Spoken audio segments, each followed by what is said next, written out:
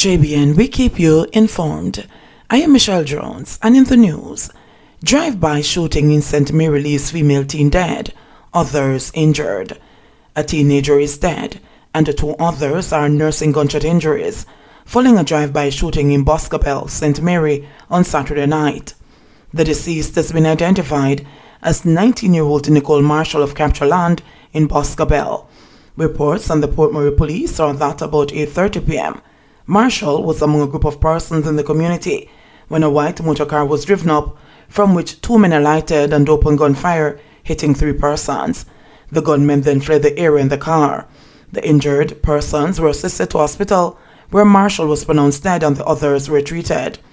According to police sources, a probe is ongoing to determine whether the shooting incident was a reprisal for an earlier incident. Reports are that one of Marshall's close female relatives was taken into police custody earlier on Saturday night for allegedly wounding a man during a dispute. That incident was followed by the drive-by shooting. It is not immediately clear if the wounded man has been located by the police. 7 shot and injured in St. James shooting incidents. The St. James police have launched a manhunt for 4 gunmen who shot and injured 7 people in the parish on Sunday afternoon. The police say about 2:40 p.m., men armed with high-powered rifles and handguns opened fire to a group of men who were at a car wash in Dam Road Square in the parish. 4 men were injured at that location. An off-duty cop who was nearby responded and was shot at by the gunmen. She returned the gunfire. However, the men fled in a motor car. While seeking to escape, the gunmen collided with another motor vehicle. The police say the gunmen then opened fire on the occupants, injuring 3 more people. The injured persons were taken to hospital where they are being treated. This is the second mass shooting in the community since the start of the year. On Sunday, January 3, 24-year-old Kenroy Sinclair, otherwise called Ken, a security guard, and 44-year-old Dean Reed, a farmer, both of Dam Road, Johns Hall, were shot and killed in the community. Reports are that at about 1:50 p.m., 5 men were on Dam Road, Johns Hall, playing dominoes when they were pounced upon by 2 armed men who opened gunfire at them. The police say the group of men ran, and after the shooting subsided, it was discovered that all 5 men were shot. The men were taken to hospital where Sinclair and Reed were pronounced dead and the other 3 men were treated. 11 held at post-curfew cockfight. Police and military personnel swooped down on Kingston District in Kitson Town, St. Catherine, detaining 11 persons who attended a cockfight after curfew on Sunday. Residents of the farming community were surprised when the security forces approached the wooded site of the cockfight about 3 p.m. The island-wide COVID-19 curfew begins at 2 p.m. on Sundays. Approximately 100 people attended the event. The vast majority were able to elude the police dragnet. 2 cocks were also seized. The detainees were escorted to the nearby Guanabo Vale police station and were expected to be charged for breaches of the Disaster Risk Management Act. Cockfights are illegal in Jamaica but draw crowds in other ways, where bettors spend great sums in wagers. The sport contravenes the Cruelty to Animals Act of 1904, which was amended in 1995. Under the law, every person who, by willful negligence, causes any injury or suffering to any animal is guilty of a crime. Persons who encourage, aid, or assist at the fighting or baiting of any bull, dog, cock, or any other kind of animal, whether domestic or wild, or keeps or uses, or acts in the management of any place to be used for the purpose of fighting or baiting any such animals, are also guilty of an offense. Sometimes them give the fowl them vitamins and medicine that them fight to the death before even knowing that them injure. A resident who requested not to be named said, "Conman pretending to be Darrell Vaz fleeced millions from car buyers, say police." The Kingston Western Police have arrested and charged a man who they say fleeced car buyers out of millions of dollars after pretending to be Government Minister Darrell Vaz. The accused has been identified as Sean Latham, a 35-year-old merchandiser of Knightsdale Drive, Kingston 19, who has been charged with obtaining money by false pretense and fraudulent conversion. The development follows investigations by the Kingston Western Proactive Investigation Unit into a motor vehicle auction scam where complainants have been fleeced of millions of dollars. According to the police report, between Wednesday, June 9 and Monday, June 14, Latham used the image and name of government minister and Western Portland Member of Parliament Darrell Vaz to lure unsuspecting people to purchase motor vehicles through an alleged auction at the Kingston Wharf. Through phone calls and instant messaging, Latham told the complainants that he was Darrell Vaz and he had connections with upcoming motor vehicle auctions. The complainants subsequently paid out over $4 million to the accused man for 2 motor vehicles. Detectives reported that after the money was paid over, the complainants suspected some ambiguities and reported the matter to the police.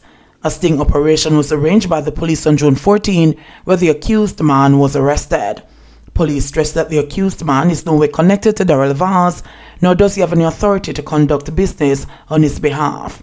The accused man is being investigated by the fraud squad for several other cases that have similar modus operandi, the police said. The law enforcement authorities are urging the public to be wary of persons utilizing trusted organizations or individuals while preying on suspecting persons. Persons should always seek to do business through the official channels and procedures and avoid any scheme that appears too good to be true, the police said. Adopt a Clinic program generates $154 million. Minister of Health and Wellness, Dr. Christopher Tufton, says the government's Adopt a Clinic program has so far raised approximately $154 million to assist in providing quality service delivery in hospitals and health centers island-wide. Speaking during the initiative's 35th installment at the Steertown Health Center in St. Ann on Thursday, Tufton said while the number of clinics adopted remains short of the target of 100, the program has been working, noting that the number of Jamaicans benefiting from it has been growing. We want to get to 100 health centers. We have 65 more to go. So if anybody knows of anyone who wants to adopt, please send them to us, he said. Noting that healthcare workers are under tremendous pressure, emotionally and physically, the health minister said any help that can serve to alleviate this was welcome. Tufton argued that efficiently operated health centers would help to ease the burden on the hospitals, whose staff have been experiencing their fair share of challenges throughout the coronavirus pandemic.